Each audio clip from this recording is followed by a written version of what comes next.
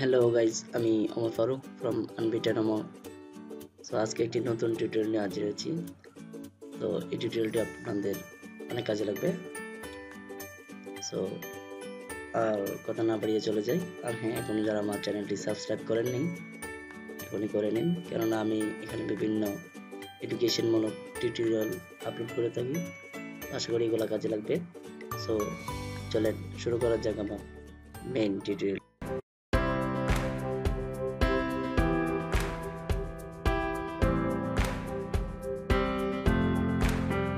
প্রথমে আমরা এক্সেল শিটে যাচ্ছি। তো আমার টাইটেলটা দেখে বুঝতে পারছেন আজকে আমরা কি নিয়ে আলোচনা করব।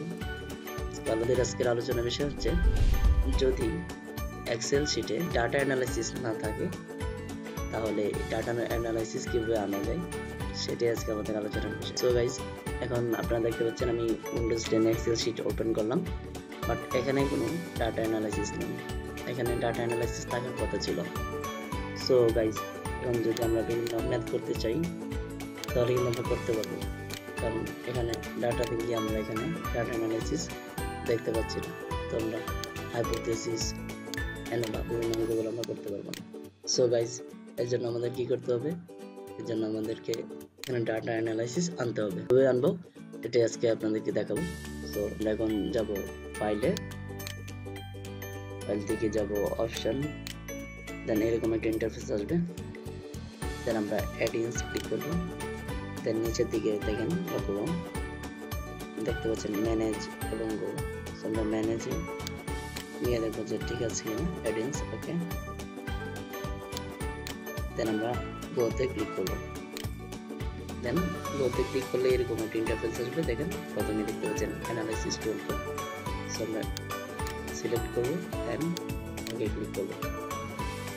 এখন দেখুন, এখন এখানে অ্যানালাইসিস ডাটা অ্যানালাইসিস আসছে। সো ক্লিক করলাম। এখানে আপনি যে টাইপের অঙ্ক করতে চান সবগুলো পাবেন। ANOVA single factor, two factor with reflection, ANOVA two factor without reflection, correlation, সব ধরনের ম্যাথ করতে পারবেন এখানে যেগুলো আছে। আপনার যেটা প্রয়োজন সে অনুযায়ী করতে পারবেন। সো গাইস, আমার ভিডিওটি এ পর্যন্তই। আশা করি ভালো লাগবে।